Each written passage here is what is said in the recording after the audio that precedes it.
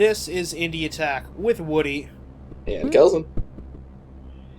And we are here with our final game in the Daniel Linson Manigore Collective. Gameography. Because after this, we will have played all of them that are on here. Mm-hmm. There are two games we're skipping in this chronology because we've actually already played them on Indie Attack, and they are Roguelite and Hopslide. We enjoyed both of them immensely. We sure did. But the game we're talking about today is an entry for Ludum Dare 31, the winner of Ludum Dare 31, in fact, which is Birdsong. Yes. Birdsong is a Metroidvania platformer that takes place all on one screen. And to accomplish taking place on one screen and having this large map all at the same time, it has a fisheye effect, where whatever place you are on the map is like bowed out by this sort of fisheye thing, and you get a curving effect on either side of your vision to tell where you are.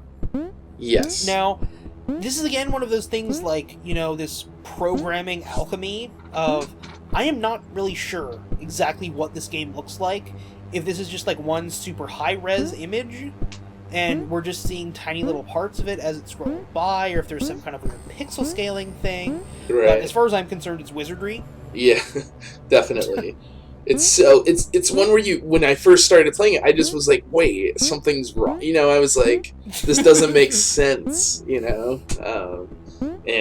But then, man, you know, this game is just a tour de force, like, seriously. So yeah, I guess we'll start from the bottom and talk about this. Yes, like so much good stuff. This is a platformer, so all of your upgrades you get are based around jumping. Yes. You get higher jumps, you get longer jumps, you can eventually get multiple jumps. Yes. And it builds, and you know, you're a bird, it's kind of building up towards an inevitable conclusion in regards to that. And then the other kind of mechanic in this is that you get nests, which you will find a branch, and then you can use a branch at certain points to make a checkpoint for yourself. Yes. And the branches are limited. There are way more checkpoints than you can actually fill. Right. And save at. Right. So you have to be really selective about what nests you want to set up. Because do you want to set up a nest before a hard section so you can have a point to go back to, and you know, hey, if you get here, you can at least spawn here? Right. Or do you want to set it up before a really hard jump, even though it's going to be completely useless after you make that jump? Right, exactly. Like, if I can just get through these two little areas, then I can put it at, like, you know, before, like, this, like, several areas that are really tough, you know, and, like... Yeah. The game is really one of there's, like, dexterity and reflex and timing, but also there's strategy at play, which is really fun. Because the strategy is, it really plays with how those checkpoints work. Yes. In specific sections, because you get a section, and it'll be a really hard section, and it'll give you, like, 8 possible checkpoints. And it's, okay, and, you know...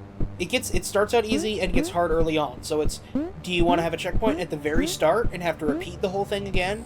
Or do you want to put a checkpoint at the halfway mark? Right. And, you know, you have to get through the first section with the chance of dying and going back way before. Or do you want to wait all the way until the very end and put a checkpoint before the final really difficult jump so you don't have to repeat all that section again when you die? Right. And it's really a pretty simple mechanic, but it's implemented in such a way that really makes sense. And it's normally the kind of thing that I would question. I'm like, don't screw with checkpoints, that's something you shouldn't screw with. Right. But the way that it actually incorporates it into the game makes it work. Definitely, yeah. And it's a unique feeling. It's this weird, yeah, it's like a customized checkpoint system, which is, it's unique and it's cool, you know? I just think I like it, you know? It really, really worked in this context. And as for, like, the tone of the game, this is kind of this weird, somber... The music is very similar to Javeline. Yes. It's kind of like John Carpenter. The art style is very similar to Roguelite. Right. It's kind of this gray scale. You play as this weird bird. It kind of reminds me of, like, a kiwi, or those weird, like, parrots from New Zealand that look like they're depressed or something because they can't fly. Right, totally. Absolutely. Yeah, it's like a little... Yeah, it seems like it's... Yeah, like it's an extinct bird. You know what I mean? Like, it's a bird that is now extinct. it works in this weird way, like the map, because you'd think the map wouldn't really change gameplay at all.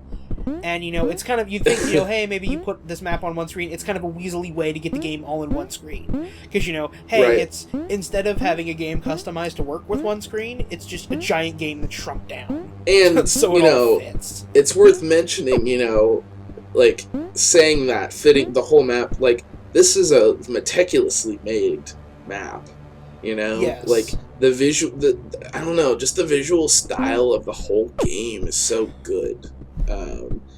Well, because, see, that's what I'm kind of getting at with that idea of how the map ends up working, because the map, like, it gives you your trail of breadcrumbs to figure out what you're doing.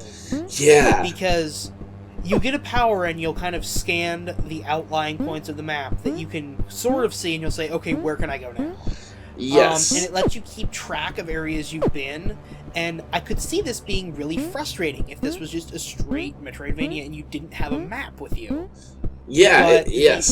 it all being in one screen actually does serve a purpose, and it makes the platforming a little interesting too, because it does actually curve the sides of the platform. Right, yeah. It alters the platforming itself. And this is a long game too. Yeah. This is We we both- both beat this. we too, both beat it. which is a testament to we both, when we play these games for Indie Tech, we play them to a point where we feel comfortable with them. Sure. That usually ends up being about 15 to 20 minutes, or maybe sometimes 30 minutes if it's something we beat. Right. About that amount of time. Yeah, we play a lot of short we both games. put like about this we both put over an hour into to beat. I think I did about 1 hour and 15. You maybe did about an hour and a half. Yes. With like recording and stuff, and it's Right. like, it's worth it. And for us to play that long on a game is pretty surprising, I think, for a lot of our stuff. Yeah, absolutely. And, so that alone is a testament to how good this is. And to beat it, I beat it in one sitting. Like I could not. Well, yeah, I did too. Yeah, Yeah. we both beat it in one sitting. Could not put it down quite. I like, and it's because, and I think it's because like you see. You see the game, you see everything. It's it's such an interesting mechanic that really does impact you like get your that perception feeling of of, I know I can do, like, you'll get to a hard section and say, I know I can do this. Yes. Because this is the only spot I can go. So Yeah. I know I have to be able to do this super hard puzzle thing, and you want to push yourself through to it because you're not going to let the game beat you. And, Right. it's good. And it gives you that freedom where you're like, like if you really are having trouble with the section, you can be like, okay, you know what, I'm going to go to the other side of the map and try to do that and see if that's easier for me to do right now. And that's really just the amount of power that you really have in your ability to curtail this experience, this game, is really refreshing. I felt like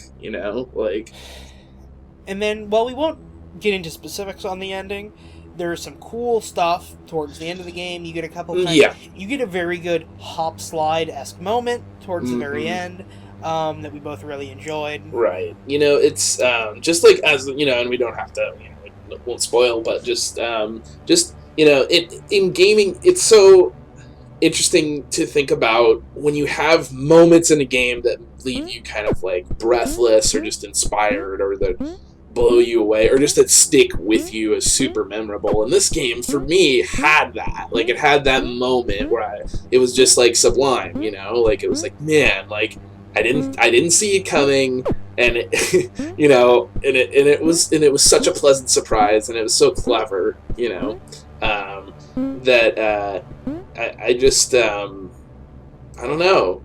I really appreciate his whimsical take on gaming. Like, it's really inspired. So, in light of you being very happy about this game, and of course I'm very happy with it too, I will be devil's advocate and voice the couple of things I didn't really like about it. Please, All that much. please. Sticking point number one, the music, while good, gets a little repetitive after an hour. Yeah. And it's hard to address without changing the tone. Could you, get more different tracks of somber music in there, maybe? Yeah, I think it could be. But, like I said, yeah. It can be expanded on. It's- It doesn't it's just hard have to to be like address. one sustained, like icy synth. Yeah. No, like you could. I definitely think there was an opportunity for him, like as you upgraded, to sort of like upgrade, add a so too with the music, change the music a little bit. Maybe notch it up. add in like another little note for every upgrade you get, or something like that. That would be cool. I agree. And that would just that would keep it going enough. But it's like one of the it's a difficult thing to address because you can easily make the argument for it of artistic intent of we wanted to have this somber tone throughout the entire game, so that's why the music remains somber throughout the entire game. Mm-hmm. And that is a good decision from an artistic standpoint, but from the player standpoint of the person playing this, it gets a little old. Right. And it's hard to address. It's the artist versus the consumer kind of a thing in this. And, the consumer is just people who want to play this since it's free and everything. Right. So it's a little like, that's kind of like, I can easily see the argument for having that in. Right. But- totally. It's just your personal preference, Yeah. Yeah.